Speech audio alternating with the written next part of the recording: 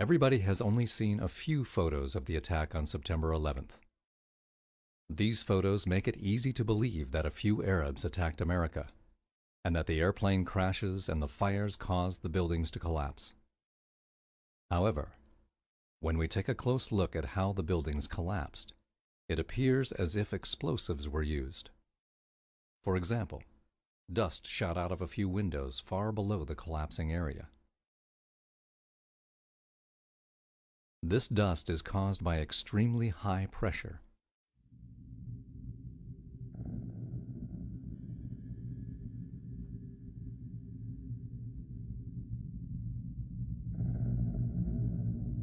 When we look closely at the area that is collapsing, we find dust shooting out of every window on the entire floor at the same time.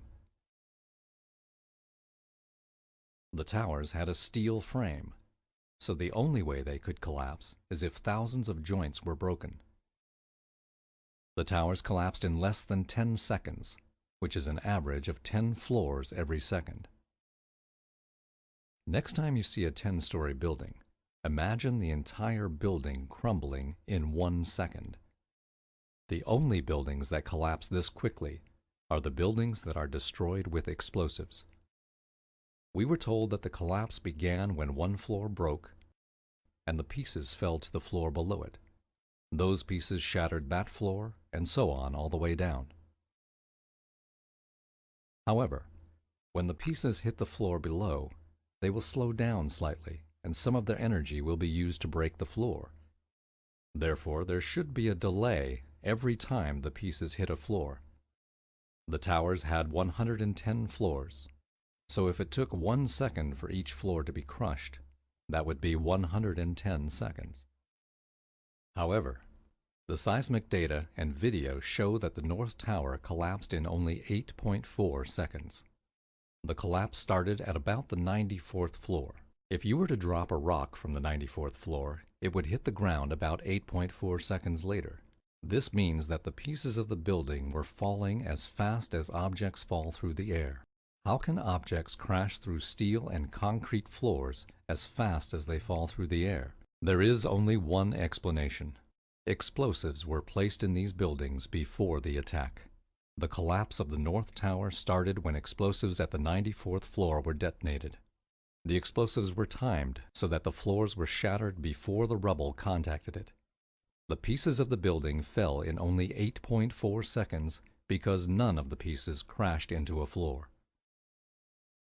We were told that fire caused the towers to collapse, but no large building has ever collapsed from a fire.